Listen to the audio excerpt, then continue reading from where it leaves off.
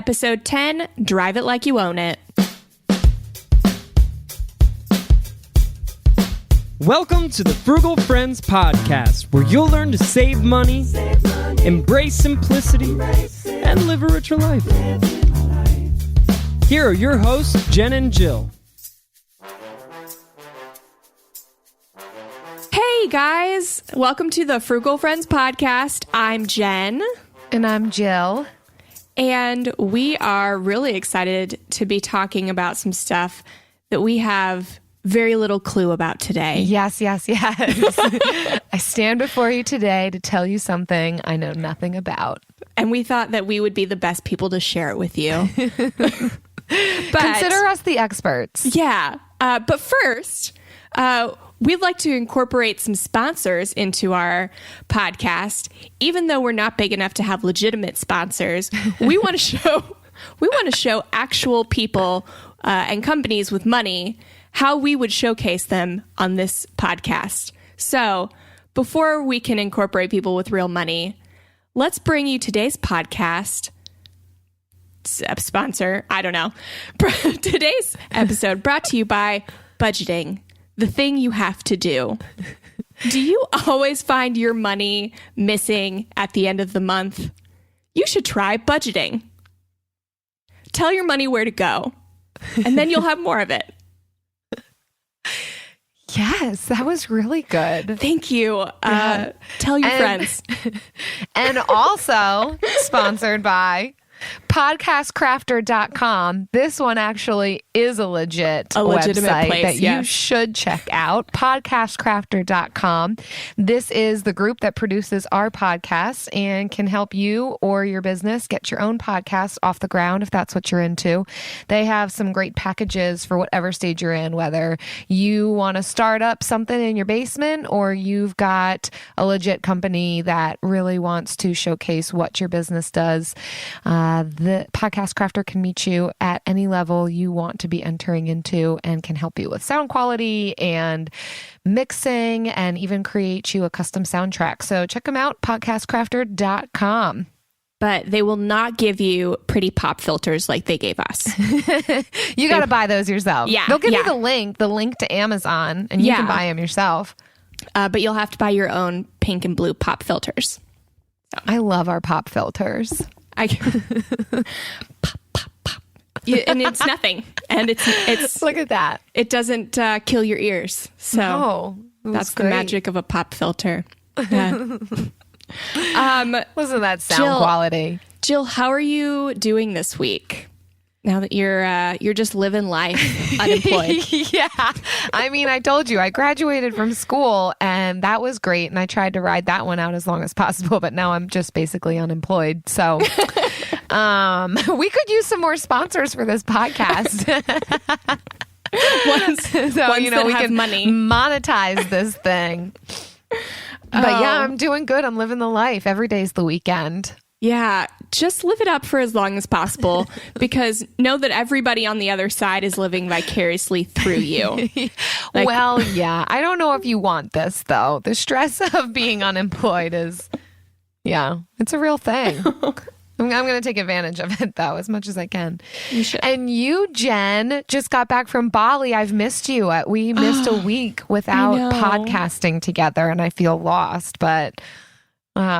give us a snapshot of how Bali was. I just had to start talking to random people on the street about frugality. It was like I was on the mission field and I was like preaching the gospel of frugality and everybody walked away. Use of time. Yeah. Everybody. So, no, it was fun. We did a lot of cool things. Like we went to the beach, we saw some temples and watched surfers. We went mountain biking and I only fell off once and drew blood once. Oh my God. And again, I am laughing, but I don't. Yeah, not necessarily at you, but yeah. And I only got sick twice, so it was a fun-filled 8 days until the end. But, yeah, I'm happy to be home And it's definitely gotten me thinking about how people put traveling on a pedestal. And I was really excited to get home, and I realized like I've built a life that I don't need to escape from. And wow. Yeah, that's just a good feeling to know that I can come home and I like my job. I'm not running away from any like financial worries. So like coming home, like we don't have any debt from this vacation. So it was just good to... That's amazing. Yeah. Good for you guys. Yeah. That like Eric always says the same thing too. Like when we go on vacation, I'm like, I don't want to go back. And he's always like, I like my life. I want to go home. And I'm like, okay, what does that say about me? Like, I just want a perpetual vacation. Yeah. And Eric's like, no, I'm happy to go home. Like, I know. Well, good for you. But I like the beach and the sunshine. Yeah. It's, I mean, if you're talking about Florida, yeah, you like should not have wanted to go home. You should have just stayed here. Yeah, I know. I'll agree. But if you're going to like international countries that smell like incense all the time, then it's okay to want to come home. Yeah. Yeah. They're aromas you're not accustomed to. Yeah. Yeah. I like the fresh air of America. I've never been so proud to be an American than when we got into LAX and I could just go through like the expedited like passport like customs thing. I'm like, I'm like in my head singing like, I'm proud to be an American where I can get through customs fast. I can't. Yeah, that is true. I can attest to that. I mean, I enjoy traveling and I enjoy the aromas of other countries, but I will say there's nothing like coming back from a country where you have to throw away your toilet paper in the trash can next to you instead of the toilet and coming onto American soil and just being like, see you later, toilet paper. Like, I don't have to smell you in the trash can right next to me. See you later, toilet paper. Yeah. On that note, let's talk about cars, which is something that I don't want to smell anymore. Really thankful for these emissions regulations we have over here. I like the smell of exhaust. but yes, that's worrying. Let's get into cars. Yeah. So I always get so infuriated when I am driving down the road and I see young people with better cars than me, because I know that 90% of them did not pay cash for that car and can technically not afford it. And I know that I'm judgmental. I work out my own issues on that one. Thank you very much. But does it actually make you angry? Like you wish that you were driving a nicer car? No, I don't get angry for me. I get angry for them because they are wasting so much money in this thing that's just going like down in value, and they don't care about it. They just think, I have a job, so I deserve a nice car, or I don't want to get stuck on the side of the road, so I need a brand new car. And like all these warped, like, it's not even young people, it's our parents, like, and older, people too. It's this warped view on what we quote unquote need to get us from point A to point B. Right. And like, it just, it pops up in so many people in so many ways. Like I had an ex-boyfriend who said, like, if I buy a new car and I just keep it forever, then I'm not really losing out on any money, like, or depreciation. And I'm like, but what's forever? Like you're not going to keep that car till you die or until it dies. Like no matter how novel the idea is, you're just not going to. And so we really wanted to make this episode not just about like saving you a couple $1,000s at a car lot or saving some money on insurance, because frugality isn't just about saving money. It's about making fully informed purchases. And so we wanted to go through and just try and like shed some light on the mindset behind paying for all of the aspects of car ownership. Right. Yeah. Good thing you broke up with that guy. Yeah. Yeah, we'll go with that one. But I think the mentality that you're talking about too is also very rampant in suburbia. I think when people live in large cities, you don't run into this as much. Like there's a value for bikes and scooters and motorcycles and public transportation and all of that. And there's not, it's just what's going to get me there.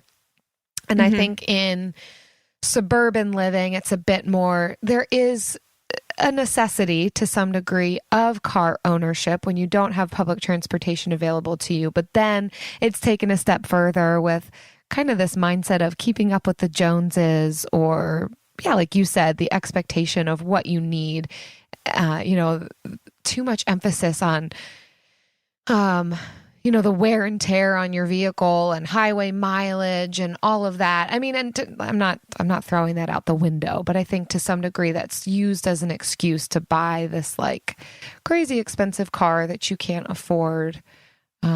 Almost like how people use that with houses. Like, get this house because then we can entertain more. We can use this room to entertain more. We'll have people over. It's like, and then they buy the house. They do the thing that they wanted to do from the start. And like, they're never entertaining. No one's ever at their house because now they have a nice big house that they've got to keep up with and they don't want to be cleaning those massive rooms after entertaining. That's so true.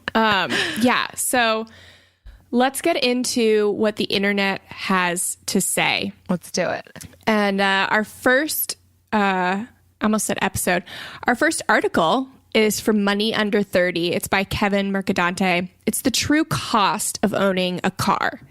And it's really a review of a AAA report. Are you familiar with AAA, Jill? I am, not extensively, but I know the perks they can provide. Yeah. So I've had AAA since I could drive. My mom got it for me, when I turned 16. And it's actually been really helpful. That is something that I pay for now in my adult life. It's nice to have in case you like run out of gas or get a flat tire, which is actually my MO. I get flat tires a lot for some reason. Nice. So yeah, I like them. Yeah. But he goes through the 6 major costs of owning a car. And so 2 of these are, out of the 6, 2 are you can't really do anything about. 2 you can do a little bit about. And then 2 are completely unnecessary. Like you can completely avoid them. Mm-hmm. So we'll go through all 6. I know we don't normally do that, but the other one is pretty short. So yeah, I think it's worth it, and it's only 6. So yeah, we'll dive into in this there. one. Yeah, buckle up, especially if you're listening to this in a car. Yeah, it's the law. Yes, unless you're in New Hampshire and they got weird laws about driving. You do whatever you want there. Good to know. All right, so. The first, I'm going to go out of order from what is on the actual list, but I'll start with fuel because that is, you have very little control over what you pay for fuel. Like you can go drive around looking for fuel that's like 2 cents cheaper, but like stop, it's not that important. It's fine. Right. I mean, what you're actually saving is maybe 10 cents by the end of it. Yeah. Yeah. The next one is licensing, registration, taxes, all that. You got to do that. You can't really cut costs there. Yeah. Unless you know any other secrets, Jill. No, I mean, they mentioned it depends on what state you're in and that kind of a thing, but no secrets there. Sorry. All right. Moving on. We're going through this quite fast. Yeah. Insurance. So, unless you live in New Hampshire, God bless them, you got to pay it. You cannot drive without insurance. You just cannot. Yeah. They'll get you. They'll want to throw you in prison if you don't. We got pulled over we didn't have our insurance updated, or we had recently bought the car and it wasn't listed yet, but we had insurance, but man, they wanted to penalize us. So yeah, definitely you could And like insurance bail is expensive. So just pay your insurance. They take that seriously. That's for sure. Yeah. All right. Maintenance and tires. So this is where we start getting into the debates around whether you should buy a newer car and spend more so that you have less maintenance, or buy an older car and just eat the cost for more maintenance. And so just like with frugality, there's definitely a law of diminishing returns here. There's like I think it's called a bell graph, where yes, you can buy brand new and you experience all those costs and like no maintenance, to you can buy like a totally crappy car that breaks down on you every other day, in which case you should have just, the maintenance costs will be enough to where you should have just bought a newer car. Mm-hmm. And so people live on those two extremes. They only talk about those two different cars. Yeah. And rarely do they talk about cars in the middle. The radical middle. The radical middle, guys. Yeah. It exists. So this article says, per the AAA report, maintenance is about $766 a year and tires are $147, which obviously you're not going to pay that every year. You're going to pay money like a few times over the course of its life, and it's going to be, higher or lower. It'll average. Yeah. So, and your maintenance is going to be higher the older your car is. But you get into older cars and then you get into lower insurance. So that's why these two middle ones are kind of interchangeable, because pretty much the amount that you're paying in extra maintenance, you can save in insurance and vice versa. If we're staying in the radical middle. Yes. What do you think, Jill? I agree. And this is how we choose to purchase our cars and our car ownership. You're not going to spend as much on insurance on, a used car. And then, but if it's a good quality used car, if you've done your research, then the maintenance should not be extreme, but you do have to plan for it. Like you've got to know when you're going to be coming up on new tires and put aside some money for that. And be factoring in these like standard maintenance things that know you're going to have to do. Put them in your budget. This episode brought to you by budgeting. Yeah. You just got to make a sinking fund or something, whether it's for a newer car purchase down the road or for car maintenance. You should always have a car sinking fund, just for those two reasons, because you have to assume that you're going to have to buy another car at some point. Yeah. So just start saving for it. Yeah. Yeah. It's like one of those necessary evils. It's, if you're an average person, you need to get places. You need to get from point A to point B. And it's a necessary expense, but there are frugal ways that you can approach this. There are, ways that you can be looking at this, that you don't have to throw all your money away and you can make wise and informed decisions. And I think that's the basics of what we're talking about here, is how are we approaching car buying, car maintenance, and how can we do it better and more frugally? Mm-hmm. Yeah. So these last two is where we're going to spend the bulk of our time on this one. Let's do it. Yeah. The first one is finance charges. Or should I say the fifth one is finance charges. And the article states that an average expense is about $669 per year, assuming you buy. Yeah. And that's just in finance charges. That goes to the bank. And that assumes you bought the car with 10% down on with a 5-year loan with average credit. Wow. And that amount will vary based on your credit, your loan, and your down payment, and obviously your car payment. the amount your car cost. We know New Year's resolutions often don't stick. In fact, on average, they last around 30 days. So if saving money is on your 2024 resolution list, here's a foolproof way to stick to yours. Switch your phone provider to Mint Mobile. For a limited time, wireless plans from Mint Mobile are $15 a month when you purchase a 3-month plan. That's unlimited talk, text, and data for $15 a month. For those of you paying close to $40 a month for just one phone line, this means a savings of $300 over the course of the year. We especially like Mint because all plans come with unlimited talk and text and high-speed data delivered on the nation's largest 5G network. To get this new customer offer and your new 3-month unlimited wireless plan for just $15 a month, go to mintmobile.com/frugal. That's mintmobile.com/frugal. Cut your wireless bill to $15 a month at mintmobile.com/frugal. Additional taxes, fees, and restrictions apply. See Mint Mobile for details. AI might be the most important new computer technology ever. It's storming every industry, and literally billions of dollars are being invested. So, buckle up. The problem is that AI needs a lot of speed and processing power. So, how do you compete without costs spiraling out of control?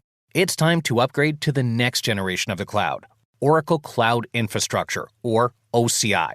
OCI is a single platform for your infrastructure, database, application development, and AI needs. OCI has 4 to 8 times the bandwidth of other clouds, offers one consistent price instead of variable regional pricing. And of course, nobody does data better than Oracle. So now you can train your AI models at twice the speed and less than half the cost of other clouds. If you want to do more and spend less, like Uber, 8x8, and Databricks Mosaic, take a free test drive of OCI at oracle.com/strategic. That's oracle.com/strategic. oracle.com/strategic. But so like I'm reminded of a few weeks ago, I guess like a month ago now, we were helping a friend move and her mom had gotten a new car, like a brand new car. And her car was, I think, maybe like a 2007. And so it was just it was 10 years old. Yeah. And she's a single woman. And she's like, I didn't want to end up stranded on the side of the road. Like at night, I'm an older single woman. I just wanted to be safe. So she gets a 2018 sedan. And and she was like telling me how she was like proud of the fact that she didn't have a car payment for a while. And I was like, there's no need you need it. There's no reason you needed one now. The cars like that are in that range, like 5 to 10 years old, that's the top of the bell curve, in my opinion. Like having a car, even like 5 to 15 years old, I think, is a sweet, safe spot because you can buy it in cash at that time. And this goes, and I'll just bring in the sixth one is depreciation. They kind of go hand in hand. The newer you buy your car, the more depreciation you eat. And by the time the car is around 5 years old, all that depreciation pretty much just goes out the window. You can usually sell your car for what you've bought it for if you're purchasing like a 5-year-old car. Right. It then plateaus. Yeah. So like in that 5 to 15 year range. Obviously, outside of that range is another story. Right. But so like I'm flabbergasted by like the notion that when did we start thinking cars become unsafe when they become 10 years old? Yeah. I don't know. I wonder where that comes from. If there's experience with an unreliable car, and so there's that fear of it, or if it really is just justification for I just actually really want a new car, and this is going to be my justification because no one can argue with safety. Who's going to argue with me? Saying that as a woman I don't want to be stranded on the side of the road at midnight. You can't say anything to that. No, and you really can't. But that's actually one of the reasons that I still have AAA, because you can call them and say, I'm a single woman on the side of the road, and they're out there like in a snap. Right. So... Wait, because you're a single woman on the side of the road, or because you pay for her service from them? What's the ticket here? When you call them, the first question they ask you is, are you in a safe location? And if you say no, then they come out faster. Right. Okay. So yeah, and who's to say that that a new car is going to be that reliable? Like, things can still break. There's still no guarantee. So for me, I don't totally understand that. I'm not, that's fine if that's what people want to say. It just, I don't get it. Yeah. Like, I went to test drive a new car because sometimes Travis and I will do that because it's fun to, it's fun to test drive new cars. They're nice and shiny and they smell good. Yeah, they do smell so good. Oh, they smell so great. So we test drive new cars sometimes. And we went to one dealership, and I will not name this name, but it was not Toyota. And I got off the lot, and the car would not go over 20 miles per hour, Jill. I was flooring the gas pedal, and this car had 18 miles on it. This brand new car. My goodness. And it wouldn't go over 20 miles per hour. And the guy sitting next to me, he's like, you could floor it. And I'm like, I am. So we had to take it back to the lot. That's embarrassing for him. Right? Oh, man. He called weeks later. He's like, how'd your new car shopping, journey go? And I'm like, we're fine. You can definitely never call us again. I can floor my 1998 all day, every day. I was like, my 2010 Corolla goes way faster than your SUV, so I'm fine here. Yeah.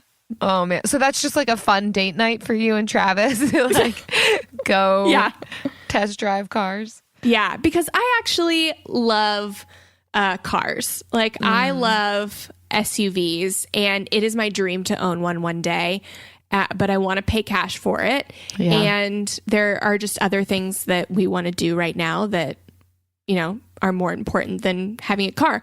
But I very frequently look at cars, and I'm always researching kind of what's the best used car, planning on what I'm going to buy, when I'm going to buy it. So like, I am a car lover, and so it's not that I think shiny cars and like having something enjoyable to drive is a bad thing. I hated my car for a minute, and then we got it painted. There was this special, so we got it completely repainted, and I love my car again because it's pretty and shiny, and and I guess that's all I needed. So yeah.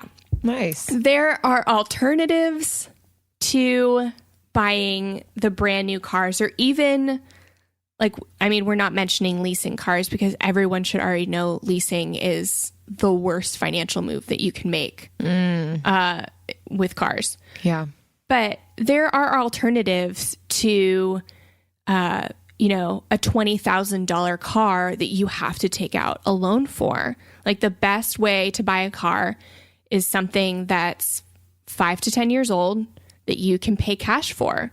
And if you can pay cash for something that's 3 years old, do it. Like, you've earned it. You deserve it. Yep. And do your research. And if you're buying directly from the seller, if you're doing a used car purchase through something like Facebook Marketplace or Craigslist or something like that, take it to your mechanic and have them take. That's what we've done. Is we'll drive the car, hey, can we take it for a test drive? And we will test drive it to our mechanic and have him do a little checkup on it and just see, okay, can you foresee it needing anything soon, this and that? Because they're going to be honest with you about it. I mean, if you trust your mechanic, that's another story. But and you can feel a little bit more confident about making that purchase. So I would agree. We've bought all of our cars with cash, and no regrets. Yeah. I bought my last car, my car that I have now. I bought it with a loan because I was in crisis and I didn't have any savings. And I, to this day, regret the horrible deal I got on it. And so I think a lot of this comes from, like, these strong opinions come from, like, my own personal experience and realizing years later the horrible deal I got. And I could have gotten the same or similar for half the price if I had just, like, if I had shopped, you know, like Craigslist or Facebook Marketplace, taken it to a mechanic, and paid in cash. Like, I could have saved thousands and thousands of dollars. And that's where, like, one of those things is like getting the most bang for your buck. Like, you're only going to get so much off if you are getting a car from a dealership that you have to finance. But if you're paying cash for something, you're going to get a great deal. Oh, definitely. Jill, what kind of car do you drive? I have a Lexus RX 300, which, so that's a small SUV. And, you know, people think, oh my word, you guys must have like so much money. But it's a 2001 and we bought it used from a wealthy man in our area, and we checked it out a couple of times. We took it to our mechanic to have it checked out, and he gave it the A-OK. And really, it's also knowing what to look for and what's going to give you longevity long term. So it is. So Lexus is owned by Toyota, and so a lot of people are like, but then the parts and the maintenance are going to be a lot. But with this specific vehicle, it has Toyota parts, not necessarily Lexus parts. I'm probably butchering that. But all that to say is that the parts are not expensive. We don't have to go to a Lexus dealership to have maintenance done on it. And so part of that comes with research and figuring out what it is that you're purchasing and how long is it going to last you. And Lexus's will go for hundreds of thousands of miles. Like, we're at, I think, like 180,000 miles. And my dad has a Lexus as well, and his is at 400,000 miles. Like, it just will keep going if you take care of it. So, I mean, people are like, oh my word, you guys must be killing it. And really, no, we bought a 2001 used. It just looks like a luxury car, but we paid cash and we paid, you know, we paid what we would pay for a used, you know, Toyota Corolla. Like, it was the exact same, you know, amount as far as costs go, and I've been just thrilled with it. Oh my goodness, it's been such a good car. Your Lexus. That is what I would like to get one day. Yeah. And it just, like, that goes to show, like, you don't need to stick with the, you know, the Toyotas and the Hondas if you have, like, more luxurious taste. You go older. But honestly, like, those cars have been made so well for so long that, like, I was looking at a 2008 Lexus and I could have sworn it was a 2018. But, like, they just made them really nice. But a lot of people don't think to do that. Like, they don't think to explore used luxury cars, when the reality is that they've been well taken care of. Like, I mean, the poor thing, I'm like, well, good thing you don't have a personality or soul to know that, like, we are going to take not as good a care of you as you had before. It's like garage kept, only went to the Lexus dealership, had like all of the necessary maintenance done on it, and then we'd bring it home and we're like parking it on the road and not taking it to the Lexus dealer to have it fixed. But yeah, and I think the same. So Lexus is owned by Toyota, and I think Acura is owned by Honda, and I think it's a similar setup. Yep. So yeah, keep those in mind if you are having a hard time wrapping your head around like a 10-year-old car. Yeah, it's definitely worth looking into. Right. And yeah, they're a little more expensive than a Corolla, but right. I mean, but keep in mind too that you'll have private sellers who will be selling their 2013 used luxury vehicle or 2015. Like, there are people who are just cycling through cars and you can take advantage of Yeah. their lack of frugality. Because you get more by Yeah. private selling, and people know that, and that's why they will private sell instead of trade in.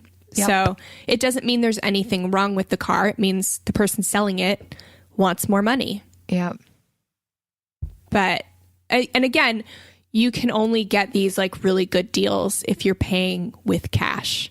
And so, and I think that's one of the problems in like our generation, is that we are so focused on like our student loans and trying to buy a house and all this other stuff, that we either forget to save for a car and the time comes that we need one and we're in crisis. Yeah. Or the bug just hits and you're like, man, I think it's time to upgrade my car. I mean, I'm, 27 years old and I deserve it. But if you can't pay cash for it, then you don't deserve it. That's bold. I know. And that's... You're telling people they don't deserve something. I don't know, Jen. I'm firm in my word. Just in this one. Yeah. I know. And we'll probably get, who knows, some pushback or maybe silent pushback. Who knows? Because I will say, I just view car ownership a lot differently than others who I've encountered. Like for me, I don't care. I honestly wasn't looking for a luxury vehicle. It just happened to be the best price for a small SUV. I needed 4-wheel drive at the time. Like I had to be able to get to my work no matter what kind of snow or ice we were encountering. So that was the big thing for me. So I didn't care. I mean, before that, I've driven a Daewoo, which they're not even in business anymore. And at one point they had like a buy one, get one free vehicle. Like you could buy one car, get one car free. That was Daewoo. So I drove one of those.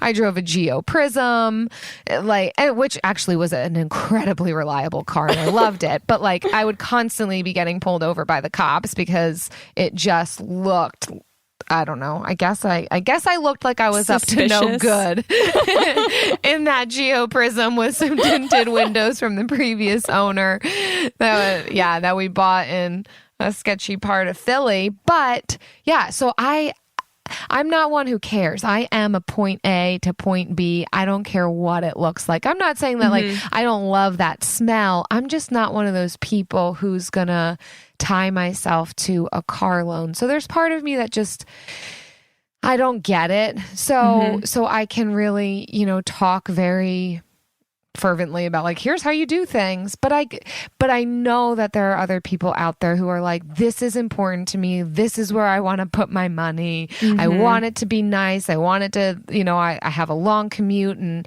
I want the status of it. Who knows? Like there are people who they really do value that. And I think my word to them would be still be frugal, like still do your research, still get the best possible deal on it. And look, if you do want a luxury vehicle, look into those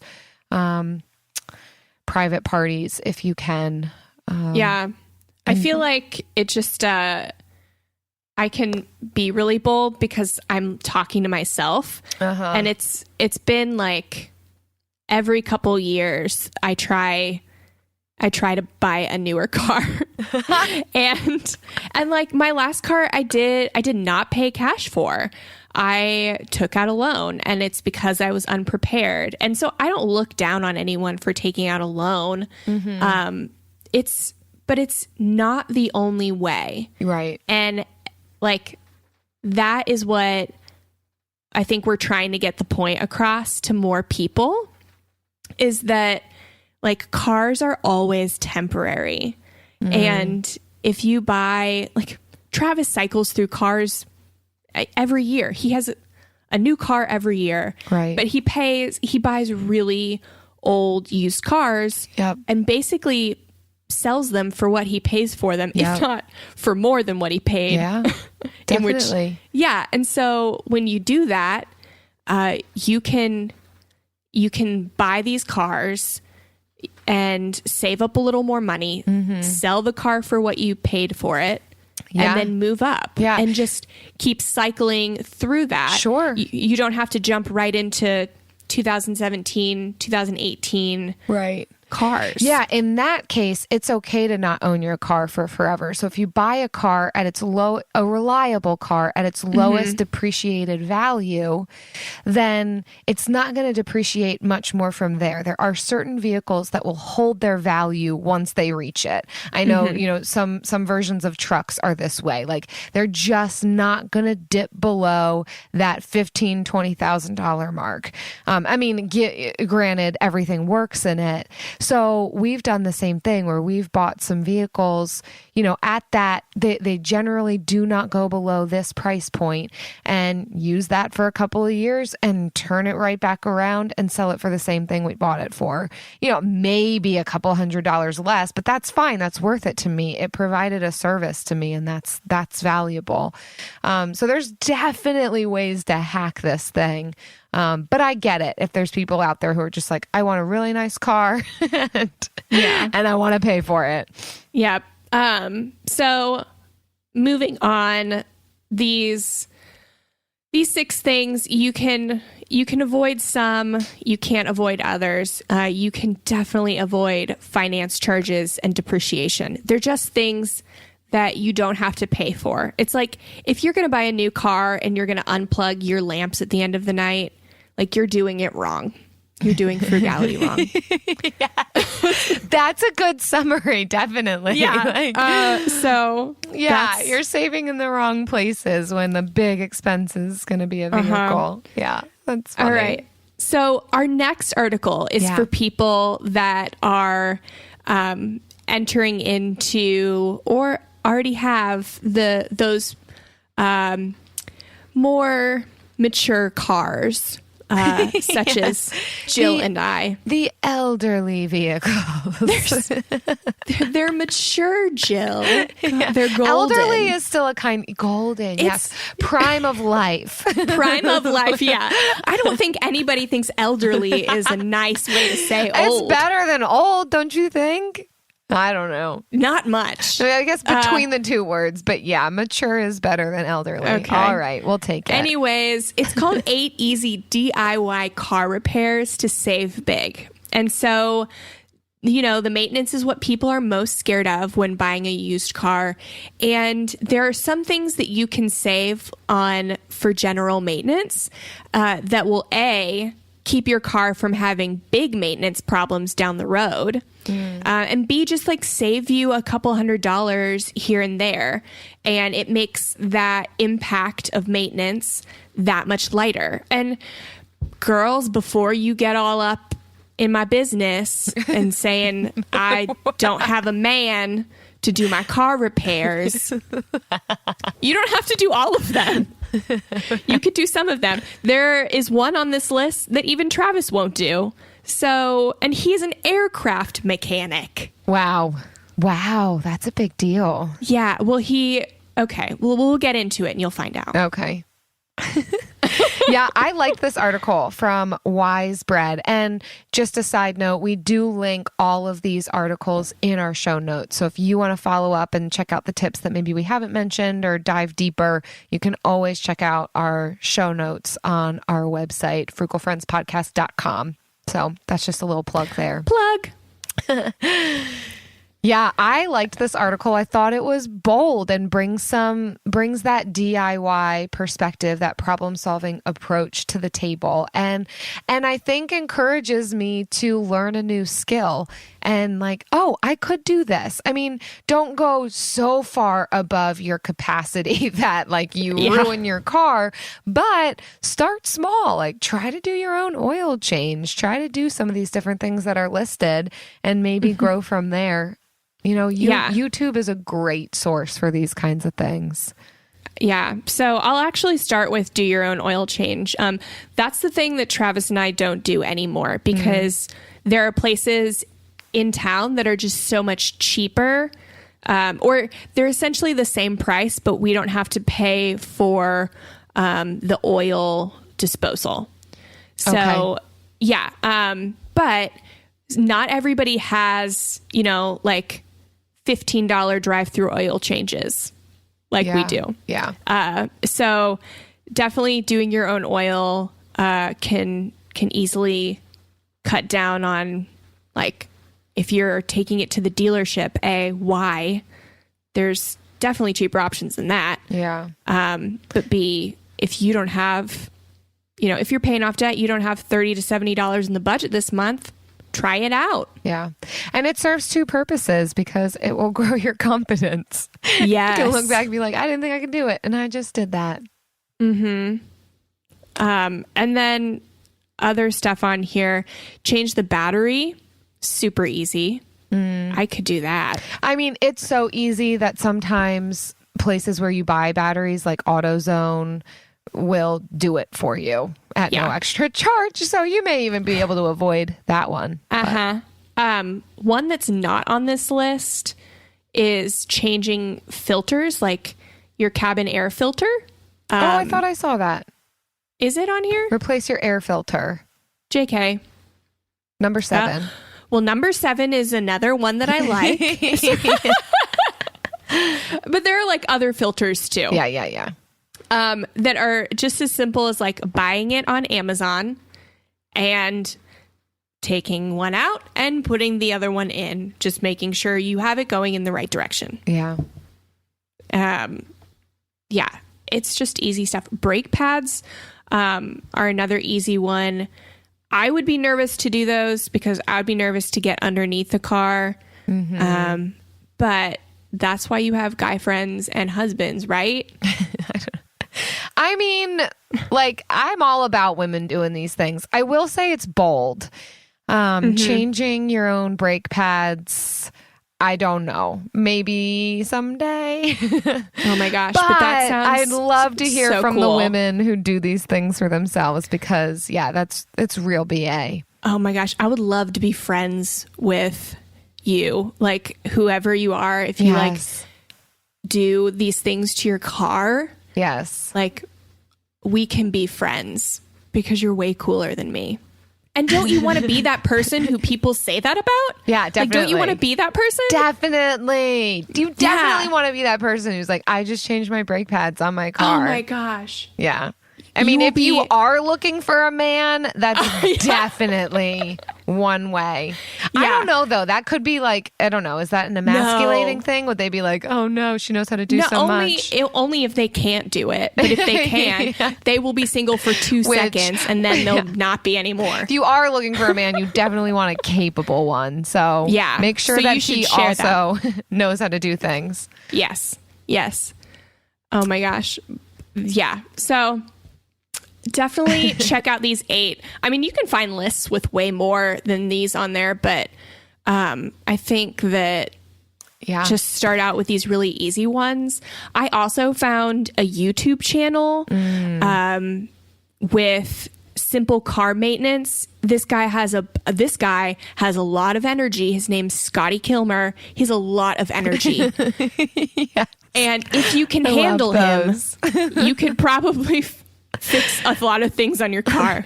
I love it when you're watching tutorials and it's like a 2-for-1 where you also are entertained and then you learn something. I don't know if I was entertained as much as I was intimidated. But I was like, but I get it. So I'm going to share your channel. It's awesome. I would also make a plug on this one for even doing some trades and some bartering with people. We did that recently with a friend. He actually changed out our brakes on our car, and then Eric fixed his amplifier for music. Although cool. I think he fixed it. I got to check with him. Hopefully it's fixed. Whoops. Yeah, so we kind of traded. I mean, we still paid for the materials that, we actually paid for the brakes that we were going to need, but then traded that labor cost, which made it much more inexpensive. Yeah. Oh, yeah. Well, do some of your own car maintenance and leave the rest for the professionals. Just have a sinking fund for it. It's over the long run, it's not going to be as much as all of the finance charges and depreciation that you would pay getting a new car. Point blank. Agreed. But, yeah. So like, let's lighten this up. Let's do it. You know what? It's time for... Oh, yeah. The Bill of the Week.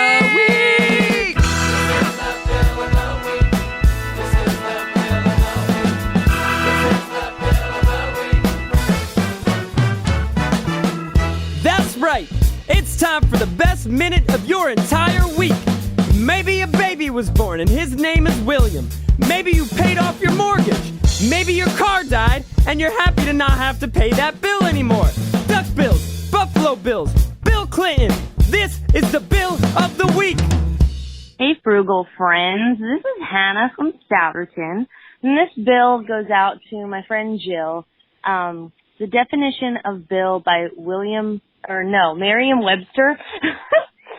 The biology of the term bill is the jaws of a bird together with their horny covering, a duck's bill. It's just for you, Jill. I hope it makes you laugh. Bye. Awesome. Thank you so much. If you want to submit your Bill of the Week, visit frugalfriendspodcast.com/bill and call our Google voicemail. We would love to hear all of your favorite bills so that we can have some more favorites. Keep this segment going. Nobody wants to see it die. Nobody. Please don't let it die. We're a young podcast.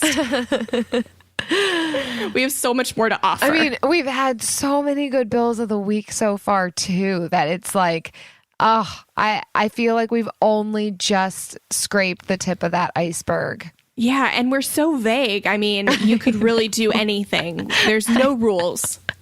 I know. As you've seen. And despite all the examples given, my mom still doesn't understand it. That's great. That's good. Sweetie, I still don't understand the bill of the week. And I tell her every single time, you are exactly where I want you to be. God bless her. God bless her. It's never too late. Never too late to earn a degree. Never too late for a comeback. Between your busy career and taking care of a family, it can feel like there's never a good time to go back to school. But your time is now. Time to start your comeback with Purdue Global. As Purdue's online university for working adults, Purdue Global is dedicated to supporting adults like you who know it's time to earn the recognition you deserve. You have the experience, you have the knowledge, it's time to get credit for the work you've done. You can balance work, family, and everything in between while earning your degree. It's time to move forward in your career, for your family and for yourself, with a degree you're proud of, a degree that employers will recognize and respect. You're worth this investment in yourself to earn a degree you deserve. It's never too late. Never too late to go back to school and come back stronger with an education you can trust. Now is the time for your comeback. Start yours today at purdueglobal.edu. We all agree that reducing carbon emissions is a good thing, and once again, Toyota is leading the way. We hear a lot about fully electric vehicles, and Toyota has them, with more on the way, but we also know a BEV is not for everyone. Whether it's because of cost, range, or concerns about finding a charging station when you need it, plus the raw materials used to manufacture batteries are limited. Enter Beyond Zero, Toyota's vision for a carbon-neutral future, in vehicles and manufacturing plants too, in the years ahead. The materials used to make just one long-range battery for an EV could be used to make batteries for 6 plug-in hybrids or 90 gas-electric hybrids. That's why Toyota's position today is electrified, diversified, empowering you to choose how to reduce your own carbon footprint with the vehicle that's right for you, a hybrid, plug-in hybrid, or battery EV. So shop, learn more, and get details at toyota.com/beyond zero. Toyota. Let's go places. All right, let's wrap this up. I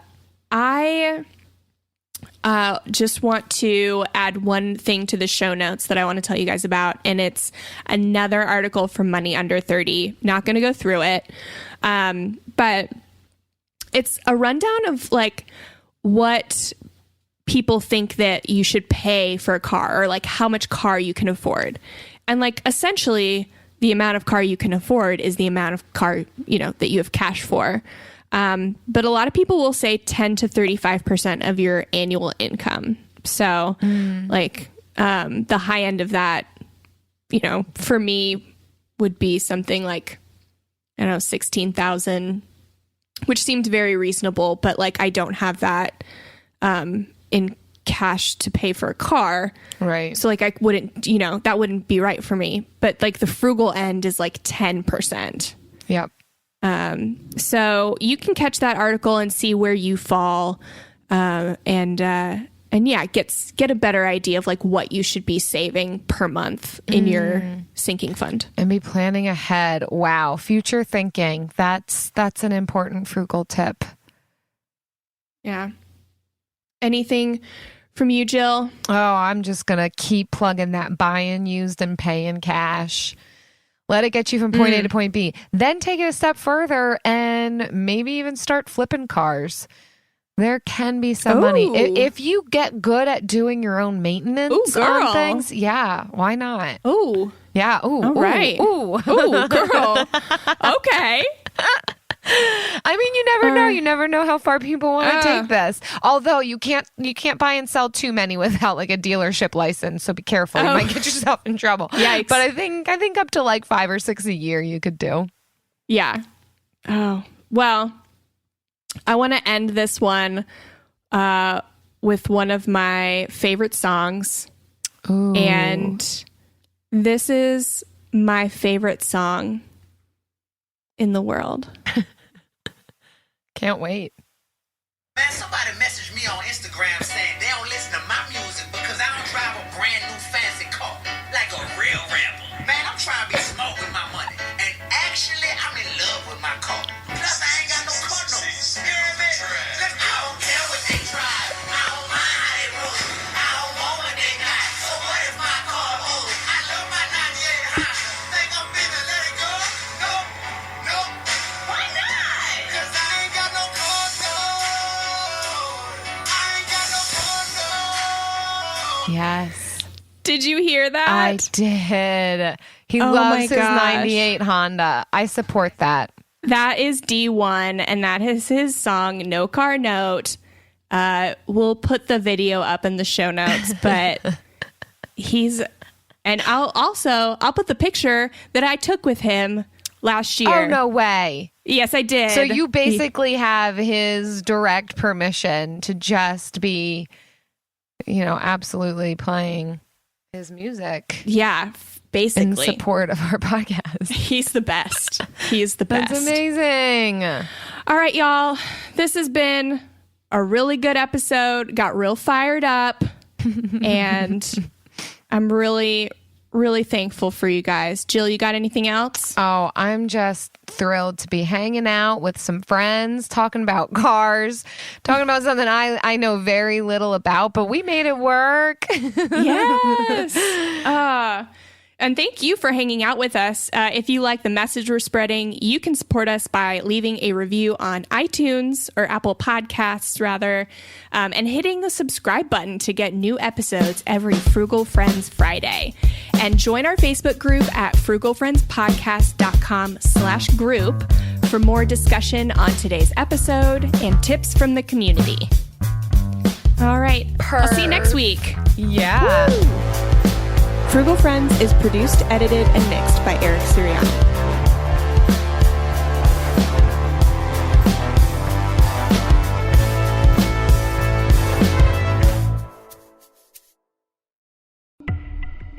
A group of high school students started a project to research a string of unsolved murders. There is no profile of this killer except for the ones the students created. What if this guy's still alive? Like, what if he comes after us? Once you start getting a few tips or a few leads or a few identifications, then the cold case isn't so cold anymore. This is Murder 101. Listen to Murder 101 on the iHeartRadio app, Apple Podcasts, or wherever you get your podcasts. Discover the heartwarming and hilarious world of sibling connections on Sibling Revelry with Kate Hudson and Oliver Hudson. Dive into family tales, explore the human mind, and laugh with guests like Joel and Benji Madden. It's more than a podcast, it's a celebration of the ties that bind us.